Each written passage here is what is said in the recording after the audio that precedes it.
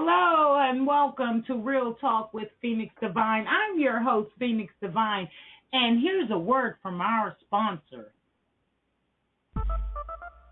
Are you an entrepreneur or small business owner? Do you need support staffing services? Top Virtual Assistants has the right virtual office solution for your business. Give us a call today, 443-422-3420, or visit on web at www.topvainc.com. Top Virtual Assistants.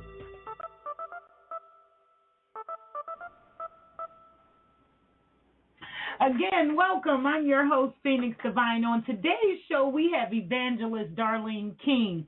Darline, but first, I want to announce today's show feature business is New Beginnings Credit Repair. If you need services with getting your credit, if you got bad credit, low credit score, no credit score, give New Beginnings a call. They can be reached on 1-888-281-7773.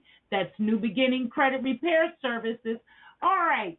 Now, today's guest is Darline King, evangelist. And Darline was trained and licensed as evangelist at St. Matthew's Baptist Church.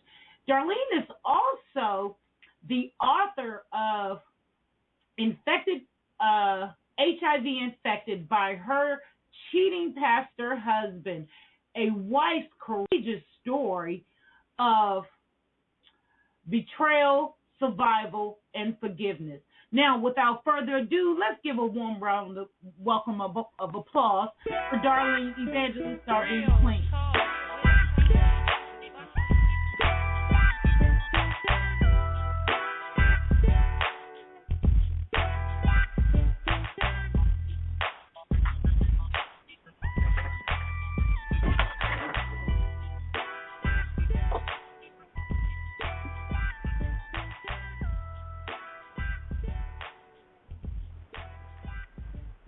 Yes, Miss Phoenix Divine, are you there? I am. Hi, Darline. How are you? Wonderful. I am fine. Thank you. Thank you Welcome so much. Welcome to the show.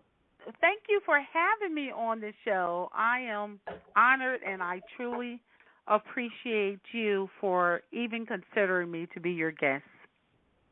Well, let me explain. I believe that HIV is a topic that needs to be discussed because it affects everybody. Someone knows somebody that has HIV or AIDS or in their family. It affects all of us. So I felt the need to have you as a guest on the show. You inspire me so much. I can't even believe how much I have been inspired by your story. And let's get right into it. What would you like to tell us about the title of your book? What I first like to tell people about the title of the book is that I'm the her in the story. Mm-hmm. My husband and I knew each other since we were children. We were 12 years old. We were kids in the same neighborhood. He was friends with my brother. So we knew each other for years. We went to middle school, high school together. As we got a little older, we're in high school, we were boyfriend and girlfriend off and on over the years. But then as we got a little older, I got married and I went off into another relationship, and he was in another relationship and had children. I had children, and then we came back together at the 10-year high school reunion. I hadn't seen him, and at that point now I'm going through a divorce. And he's no longer in a relationship with his children's mother, and we began to date then. And that is the point in which I'm more than positive that we became HIV infected, because what I didn't realize then was he was sleeping with so many other people even then. He was sleeping with so many people prior to us coming together and beginning to date at the high school reunion, and he continued to sleep with so many people after that. And I'm glad that you want to talk about HIV, because people feel like, oh, there's all these medicines and it's not a big issue because you don't hear as much about the people dying like they were dying in the 80s and the early 90s when I was contracted, because when I found out it was 91. So, we have to talk about this because it hasn't gone anywhere. The numbers are continuing to rise. So many people are continuing to be infected. So the reason why I tell them that I'm the her in this story is because it really is about bringing to attention to the fact that we have all these women out there who may or may not even know that they've been HIV infected. I will never know the number of people who he has slept with. I will never know their names. I don't know who they are. But I like to tell my story so that people, regardless of whether or not it was my husband, no matter if you're in a relationship, get tested. There's none of us out there who are sexually active should not skip that step of getting HIV tested. We just can't do it today. We have to get tested. And I like to tell, and another thing I like to tell people is, I'm talking about one individual. My husband was the things that he did.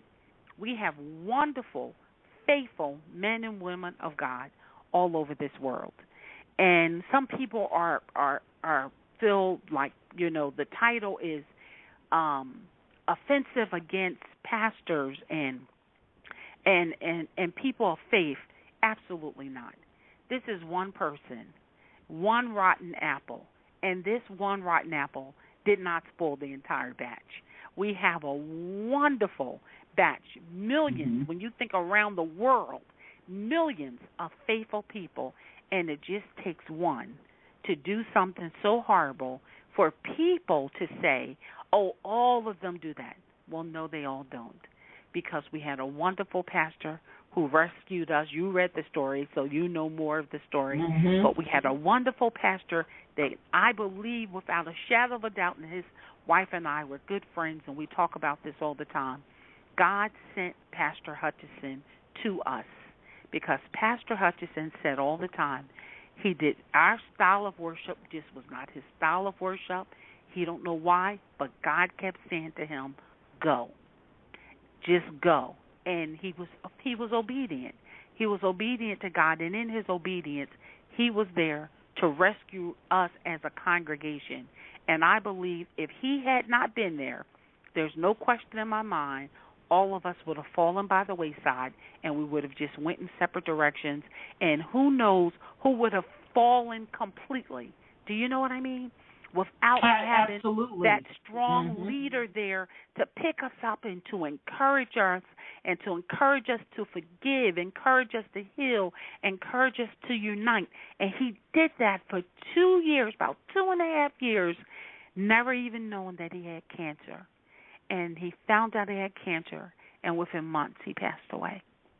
And that's when we got Pastor Sills, who was my ministerial teacher at the time when he sent me to Pastor Sills, because we're a small church, so he sent me to Greater St. Matthew, and Pastor Sills was my teacher. And at this time when I'm going through ministerial training, he don't know he's sick, I don't know he's sick, and Pastor Sills, which was my teacher, ended up becoming our pastor, and he's still our pastor today. And these are just two examples of faithful, obedient men who did what God instructed them to do. And there are so many more. Absolutely. Can you tell us how long you've been HIV positive? 24 years now. But see, Phoenix Divine, I'm claiming my 25 because, see, it was 24. Absolutely. Hallelujah. It was 24 in January. So now we're in April, so we're 24 plus. So I'm rounding up to you normally you round up to the nearest 5 or the nearest 10, but I'm going to round up, if you don't mind, to the entire 12 to December. And this is what you call the faith roundup in math. The normal math might round up to the nearest 100, But Faith Roundup rounds up to the whole year. I'm claiming December. I'm claiming January 2015 today. So we saying 25 years, girl. It'll be 25 in January. And we'll have another interview all over again. So we can start glorifying and praising him for 25. Absolutely. Can you tell my audience, can you share a little bit with my audience what your book is about? The book is about my life. The book is written from a journal perspective because it started off as a journal. It started off as just a cathartic way for me to just release all this pain because I was in so much pain in 2003 when I finally left. And but I took the story all the way back to the beginning, to when we met, when we were young and foolish, our drug years, the years of being in the scene when cocaine was on the scene and crack was on it. Well, it's still on the scene, but I'm no longer on the scene. So for me, it was like the old years, you know, when in the 70s when everybody was doing crack and everybody was doing cocaine. And so I go all the way back, and I go back for a reason because I want people, especially people who I'm trying to minister to let them know I'm not perfect. I'm not just telling his mistakes. I'm telling you my mistakes because we all have made mistakes. We've all have sinned and fallen short of the glory of God. But you can go through what you think is the most horrible thing in the world, and God can and will deliver you. So that if there's somebody listening and saying, I can't get off crack, I can't get off cocaine, I've never been on meth or heroin, but I don't care what it is. Yes, you can. You know, God is able to deliver us from it all. And I tell that story because I don't want to paint this picture that, oh, I'm this perfect angel. No, I'm not. I'm just a sinner saved by grace. And I wanted to tell this story so that people not only know my life story, but then to tell the story of HIV and AIDS, not only what happened and occurred in our relationship, which destroyed our relationship, destroyed everything we owned, everything we had, but then as you go on in the story, you then get to find out, in spite of all of this loss, in spite of all this pain, this is what God is able to do for an HIV patient, even in the midst of their suffering. This is what God will do when you're in the hospitals and all these doctors are standing around your bed and your family is all rushed up there because they've all counted you out, because I was counting myself out in that 2004 hospital stay when my kidneys was failing, my heart was gone, I needed 2 pints of blood, I couldn't breathe, my lungs were going, I had neuropathy, I had pain like you can't imagine, this neuralgia, paresthesia, I mean, you just name it, it was happening. I was basically doing what was happening to my body was what they call wasted. You'll hear that term sometimes in AIDS patients where your body the organs just begin to fail, and all my organs were just failing, and they had me hooked up to all these things, and they were giving me all this medicine. I had infection. I had fever. They couldn't get the fever down. They didn't know where the infection was coming from, so they're just trying all kinds of antibiotics to get the fever down. But the thing about it is, when your organs are failing, you got to be careful on what you give a person, because some medicines can affect your kidneys and your liver even worse. You know what I mean? Absolutely. Make the situation even worse. So it's like they're trying all these things, and I just felt like experiment. I felt like what would you call it? An experimental case, just laying there in the hospital. And of course, my kids were scared out of their wits. My mom was still living then, and my parents were scared out of their wits, and my whole family. I have a big family. There was 9 of us. There was 9 children, and it's about 40-something grands and great grands, and they were just all that could was just around my room, and I started thinking, oh, this is it, this is the end. It's too many people here, you know. When I could open my eyes, because I was just out of it. But when I opened my eyes Right. and I saw them people, I'm like, Lord Jesus, I'm not ready to go. Right. But Right. Right. that was probably the saddest time for me. And this is what's so crazy. I left in September of 2003, and at that time I was still working. So now by April 2004 is when I'm in the hospital. So I'm like, I finally get the courage to leave, and this is what happens. And so, I mean, I'm laughing now, but believe me, I was crying in 2004, 2005, 2006, because you really got to get to a point where you really see all things working together for the good, for them that love God and are called according to His purpose. I say that today, but was I saying that in 2004 when I was laying in the hospital? No, I was not. I did not see all that.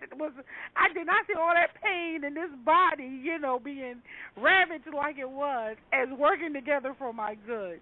But today, I do.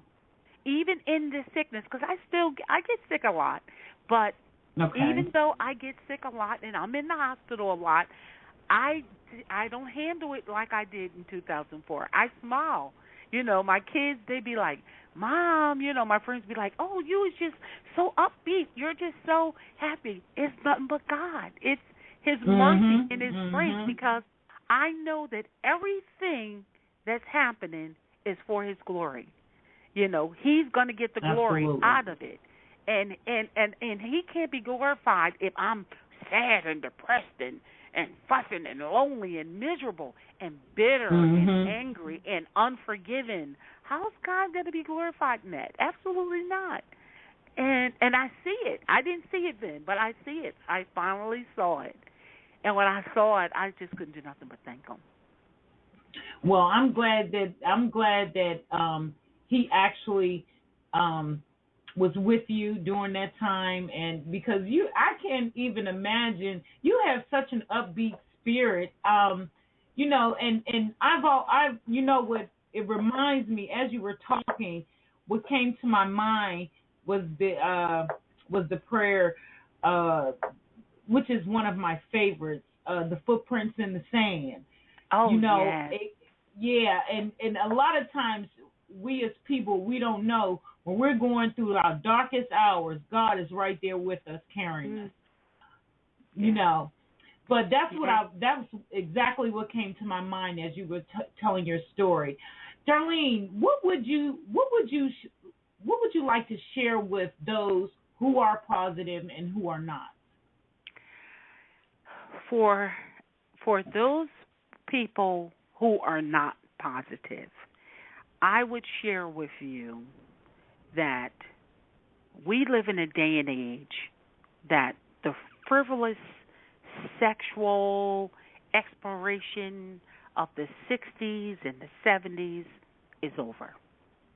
This is not a day and age for that. We cannot cheat and sleep around like we may have done in the 60s and 70s, if you're old enough. Even if you are not old enough and you weren't born, we'll say, in the 60s and 70s, you were born in the 80s or you were born in the 90s, this is no longer a day and time of frivolous sex. We have to, first of all, if you're going to have sex, do not do it without a condom. Yes, I'm an evangelist and I'm not promoting sex. Because if you ask me, the only way that you can guarantee you will not catch this disease is celibacy, is staying abstinent, is do not have sex, and do not use IV drug needles and share them with other individuals. Do not share bodily fluids. And I want to make that clear, because people think you can catch it from the toilet, from the counters, from a handshake, from a kiss, from sweat. No, you cannot. So I say to you, educate yourself and protect yourself to those who do not have this disease. To those who do have this disease, you do not have to live in fear and sadness and feeling like there's just so much stigma that I can't tell anyone, no one's going to love me and no one's going to be around me. There are people, I should say, that will love you. You have to find Absolutely. those who you can trust that will love you. You share with them, and if the other people who don't love you, that means they haven't educated themselves. And therefore, guess what? You don't even want to be around them, because if you don't educate yourself, that means they're the ones that's going to come around you and they have the flu. And they haven't educated themselves to know that you don't go and give the flu to your friend that has a weakened immune system. You don't come around them with a cold when you know they have a weakened immune system. They're fearing us, but guess what? I'm the one should be in fear. So for those of us who are listening who are HIV positive, we have to realize the stigma is being directed in the wrong direction.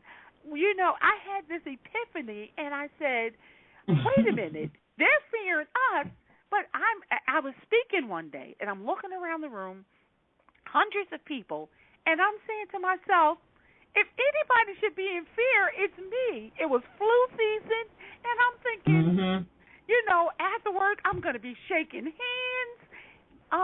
This is not an airborne virus.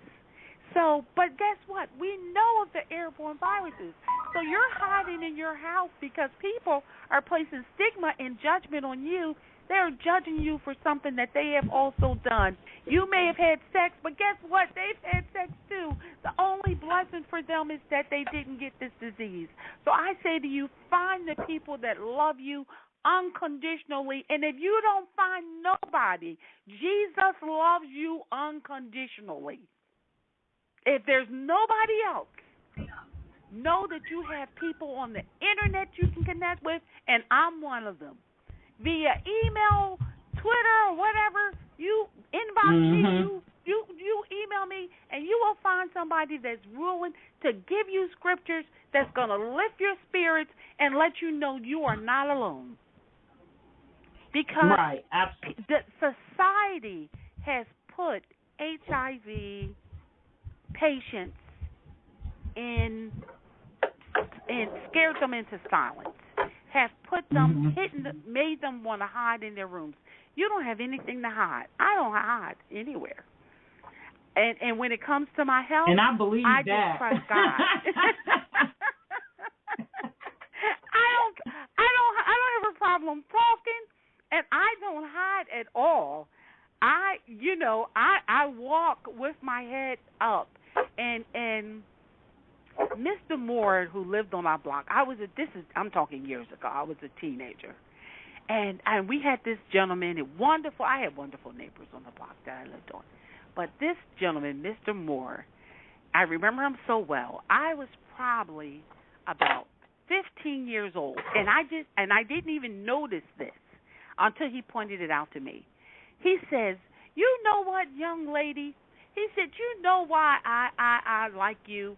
He said, "You're a young lady, and you, no matter when I see you, you walk down the street with your head held high, and I love that in young people. You shouldn't be walking around with your head down."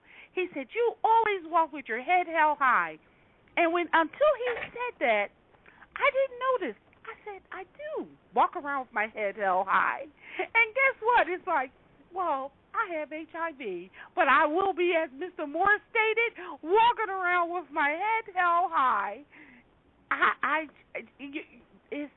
If people educate themselves, they'll see that, guess what? You're not in a position to judge anybody. Don't take people and put people in a corner and in a box and make them feel like, oh, I have something to be so ashamed of and so scared of. I have a disease that's just like any other disease that's going to ravage my body. It is not going to ravage yours. And you don't have to worry about me having sex with you because I ain't had sex since 2003. I love my husband, and that was enough for me, girl. I quit.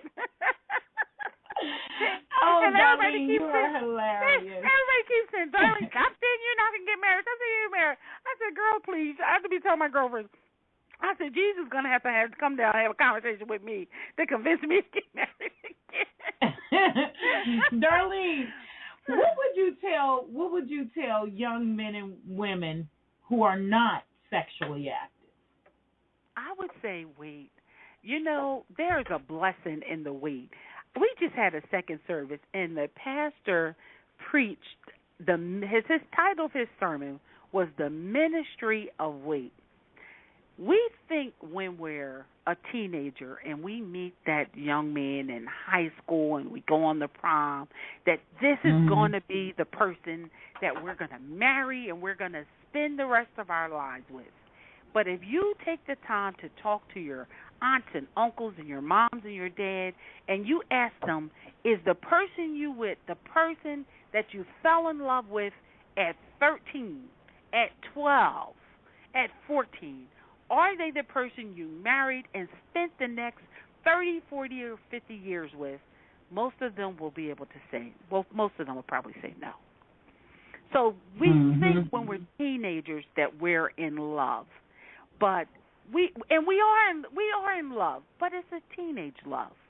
It's not a love that grows over time, over intimacy, over learning an individual, finding out that you're equally yoked. That takes time.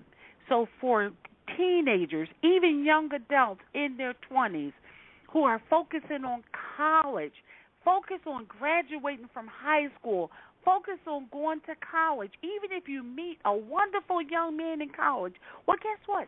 He has a future ahead, and so do you. So if you're going to be together for the rest of your lives, why can't the two of you wait till you're married? Absolutely. I say go into that ministry of wait, just like Pastor Avenger just preached. And when he preached that sermon, there was so much in that sermon. But I say wait. Guess what? You're going to spend the rest of your lives together, right? You're going to be together forever. And if you wait for that one, and I'm talking males and females. I'm not just talking females waiting. I'm talking males. Don't be forced by your friends because all the guys are teasing you because you're still a virgin and you're a guy and you can't be a virgin because all the other guys have already had girls. No, you say to them, no, I'm going to stand. I'm going to stand for what I believe in. And not only am I going to wait for that one, she's going to wait for me. I'm going to wait for her. Together we're going to wait. You don't know how much of a blessing that's going to be for a couple who maybe meets and they just spend years and they get engaged one day and they just wait. Can you imagine how glorious that would be? Now, I can't imagine it because I didn't do that. So it's easy to give that advice when you didn't do the same thing. But I'm saying to you, I didn't do it, but now look at the results of me not waiting. I'm saying to you, well, I wouldn't definitely say that,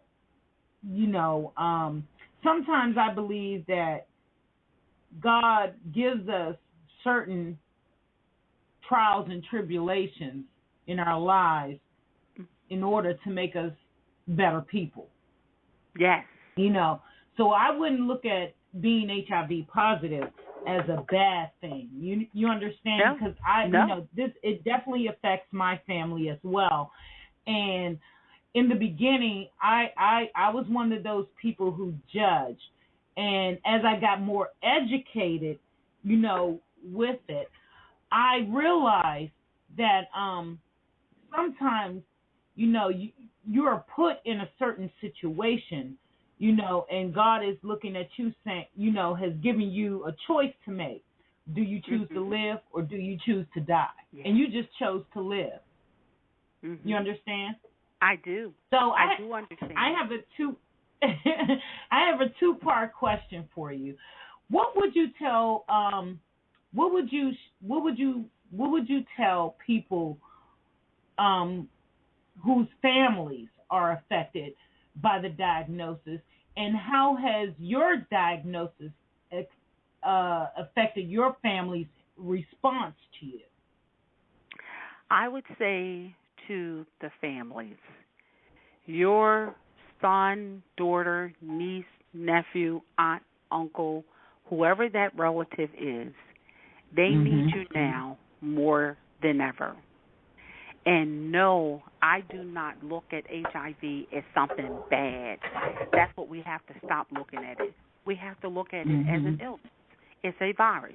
It's an illness, and you now have a family member who's sick. And the family member will have to go on medication, and the family member will need your love, and they need your support. They don't need you to pull away. So I say to the family members, take the time to get on the Internet. There's so much information at the CDC website. There's so much information on the Internet about HIV and AIDS. Educate yourself and find out what it is so that you can be there to love and support your family member. They need you now more than ever. They don't need to be turned away. They don't need to be kicked out. They don't need to be told they need to use paper plates, paper forks, paper cups. That is not necessary. The disease is not transmitted that way. The virus is not transmitted in that manner. So it's a virus. You can't get it. It's not an airborne virus. You can't get it off of surfaces. So we need you to educate yourself so you can then help your family member. And for my family, I love them. I have the most loving, supportive family that will fight to the end for me. They will not accept anyone treating me with stigma or treating me bad in any way. And if somebody even does treat me like with stigma or treat me bad, I can't even tell them, because my family is the type of like, who, where they at, they're that type of family. So, what's their name, So I was in the hospital not too long ago, and my one daughter called my other child, and she gets up there and she said, which nurse was it? It's standing there next to my child talking about, which one was it? Tell me, which one? And I said to myself, Lord, get me out of this hospital before my kids turn this hospital out. So I'm thankful for my supportive family. This is the only thing that I regret when it comes to family. I regret that I didn't sit down and explain to my mother. So I would tell all the HIV positive people, explain to your elderly parents what is HIV. They don't know computers. They don't know how to get on the Internet. They can't research it. So my mother never knew anything about the Internet. She didn't know anything about this disease other than her daughter had it. So my mother lived years feeling like I was going to die, because you got to remember, my children were 9 months old and 5 years old when I was diagnosed. My children are now 24 and 28. I never thought I would live to see these children get to be these ages, and neither did my mother. So my mother spent the years from the time she knew believing I would die and she would have to take care of my children. And the thing is, I didn't find that out until my mother died. So what I would do different, and how I found out is when my mother passed, as we went through her papers, there was an envelope, and the envelope had my name on it, and in it was all the information my mother was preparing for my obituary. She had pictures for the obituary. She had poems for the obituary. She had basically written out my obituary, and she had it in this envelope. So my mother had been preparing for my death, but my mother and I never talked about death because I wanted my mother to see me healthy and happy, so I never talked about death or anything sad when I was around my mom, because I just wanted my mom to be happy and upbeat, and I didn't want her to think about death. But what I would have done different is now that I knew that it worried her like it did, I would have set her down and explained T cells, explained viral load. T cells, when you have HIV, you want your T cells to be up and you want your viral load to be down. I would have told my mom that since I stopped having sex with my husband and I'm taking my medications, my T cells had gone up. They had gone way up. And I would have told my mom my viral load went all the way down. and, explain to her what this was. And then that would have given her hope and maybe lessened some of the stress and worry that she had that I didn't even know she had. And my mother had a heart condition. So, with a heart condition, you don't need any additional stress. So if I had talked about those things and explained how it worked, and when I came back from my doctor visit, I went to the doctors, and the doctor said, this is good and that's good. Do work on this, do this, but these are the things he's saying is really, really good. And if I had did that with my mom, I think it would have reduced her stress. So I would tell people, talk to your family and tell your family and explain to them, especially if they're older and they don't know computers and know how to get online and Google it for themselves and find out about it. Tell them. Okay. Well, we're running out of time, and I have a few more questions I want to ask you. Yes, I know that hour is running out. So, tell me, Darline, what would you like to see happen with how society views this disease? I would like society to have that same epiphany that I had. Oh, I'm more of a risk to them than they are to me. And I really hate to even use the term they. I would say I'm more of a risk to someone living with HIV than they are to me. Let me now see what I can do. What can I do to help? Let me make sure I don't go visit someone if I'm having flu-like symptoms. Let me make sure I don't go around someone that I say, oh, the reason why I'm covering myself up is because I had a little cough or I had a little cold and I don't want you to get it.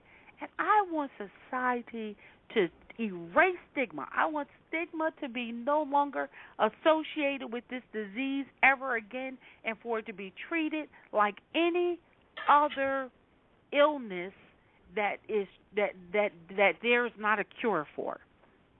Well, no, that we comes don't have along a with cure. That comes along with educating themselves. That's what I believe. Once a person is educated, then that stigma is gone. Yes. But I'm hoping society gets to that point where they understand that we as a society are educated and we understand, especially young people, especially teenagers, especially young adults, because when I hear teens talking about this disease, teenagers are like, I don't want to be around them people. I don't want to be around them people. I was at an event. It was a testing event, and they were testing the teenagers, and this young lady, I said, aren't you going to be tested? And she said, no, I don't know where that needle has been. I said, dear, they would never, ever put a needle in you to put their process. First, they're only going to prick your blood just to get a tiny bit of blood. And they would never use a needle that has been used on someone else. And I don't trust it. I don't know where those needles come from. I said they open up a fresh new pack on each person that comes in the room. When you go in the room, I said you're going to watch her. You're going to see her open up a fresh new needle with each person that comes in the room. They will never, ever reuse that needle. And she said, well, I'm not going to do it because I don't trust it. I'm sorry. I still don't know. I don't know where the needle come from. That's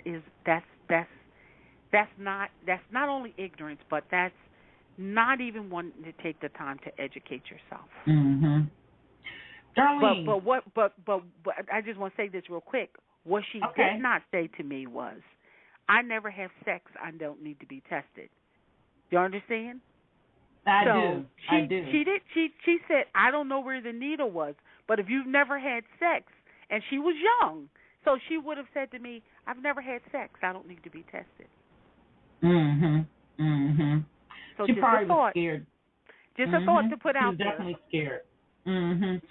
Darline, tell us, what is your biggest regret? My biggest regret is the story I just told you about my mom.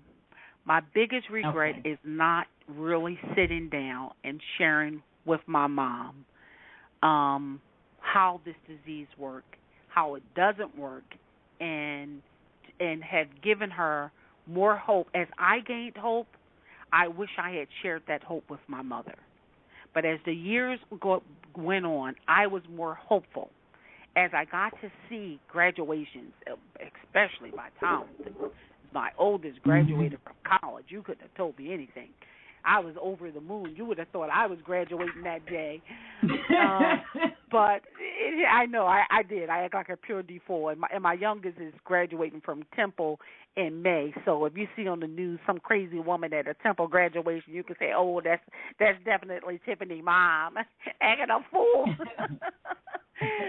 But, yeah, that was my regret. My mom, not really educating my mom. But my dad is 81. Okay. He's still living. And once I had that regret, now I talk to my dad. Me and my dad sit on the phone for hours, you know. And now my dad, he understands. He understands more than my mom understood. And I have a wonderful, supportive family. All right. But I'm sorry we didn't get to talk about the forgiveness part. But I forgave my husband. I forgave him. Yes. I don't know how much time we have. I have one more question for you. Okay. What is the biggest life lesson you have learned over the past 24 years? Every trial, tribulation, suffering, pain that you're going to go through in life before it's over, it's going to be used to help someone else. And when you help them, you're going to be able to help them from a place of experience. You're not going to just be giving them something that you were learned or taught or read. And I'm not saying that, of course, get learned, taught, read. We want to be educated in every area. But when you minister to an individual who's suffering from a place of experience, there is nothing like it.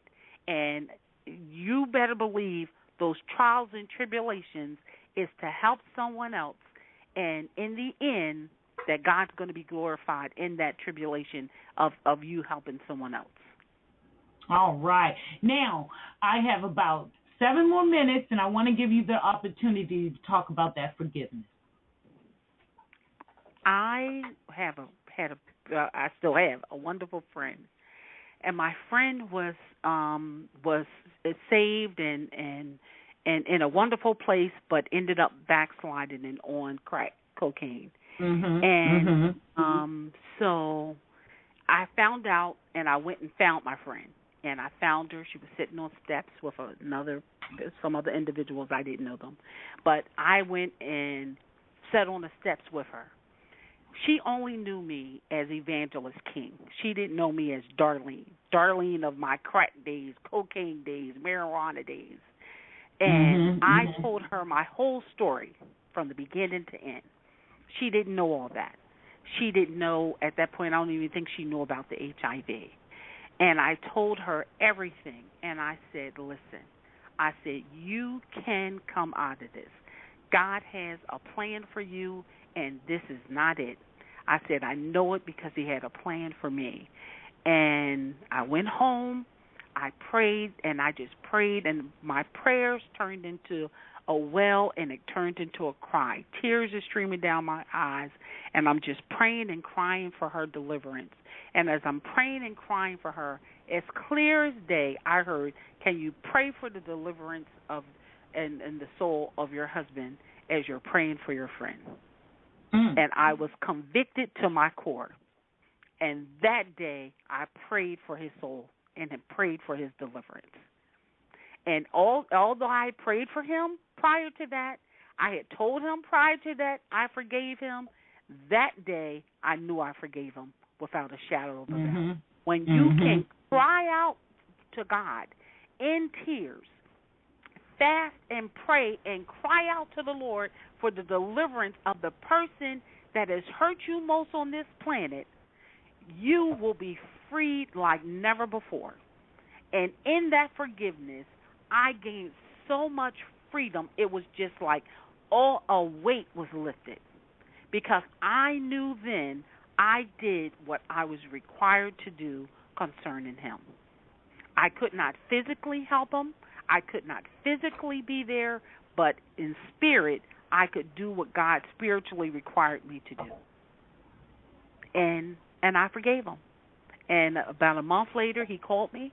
I told him the story, and he said to me, I forgive you too. And the thing about what he would do is he would say things like, I forgive you, because he has said that to me on many occasions. And I had even forgotten that I wrote that in there, because I wrote the book as things were happening. And so some of the things, it would be like a day would happen, and I would just write, before I forget that day. And but I would always say things for me to respond, to argue. And I just said to him, I don't even remember what I said, but my response was always a response to end the conversation, like, okay, or thank you, or okay, because what he wanted was, well, what are you forgiving me for? So now we can go back and forth. And I just smiled, because on my end, I'm saying to myself, I haven't argued since 2003. I don't have to argue with nobody ever again for as long as I live. And it was no argument. It's nothing to argue about. We're not going there. You know what I mean? That doesn't even matter anymore. We are so long from that place. And forgiveness is all that requires. And if you think that you have something that you need to forgive me for, then bless the Lord that you've done it. And I accept it. I accepted it then, and I continue. He's passed on now, but I accept it. That day, whatever he said, I accepted it, because I knew in my heart that I had done what God required of me. And that's all that matters. Absolutely. That I did what I was required of. All right. Well, Darline, I would really like to thank you for being a power of inspiration to me and my guests. Me and my audience. And I would love to have you back on the show. I would love to come back. You're definitely more than welcome, because you have a very powerful story to share. And I want to say, this has been Phoenix Divine with... Oh, God. I am just overwhelmed. You're excited, and I understand. Because I'm feeling the spirit, and that's all that is. But this has been Real Talk with Phoenix Divine, reminding you always to be your true, authentic self. Have a great day. Thank you. Thanks, Darline. Thank you.